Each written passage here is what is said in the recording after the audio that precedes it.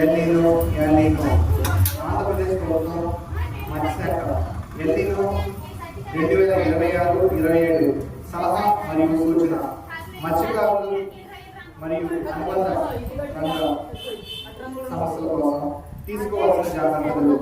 El Niño అంటే ఏంటి? అధిక ఉష్ణోగ్రతలు, పసిఫిక్ మహాసముద్రం వర్షాలు ఆలస్యంగా రావడం లేదా తగ్గిపోయే అవకాశం, కాలువలో నీరు లభ్యత లేకపోవడం, తీర ప్రాంతంలో ఉప్పు శాతం పెరిగిపోవడం, చేపల సంచారం మార్పులు చెందడం, రొయ్యలు చేపలు ఫారంలో వ్యాధులు, మూపు పెరుగుదల, తుఫానులు, అలలు, తీవ్రమైన వాతావరణం నెలకొల్పే సమయం ఎల్నినో. తీసుకోవాల్సిన జాగ్రత్తలు. బ్రాకిష్ వాటర్ రొయ్యల పెంపకం. రొయ్యల రైతులు పాటించవలసినవి: నీటి నాణ్యత నిరంతరం పర్యవేక్షించండి.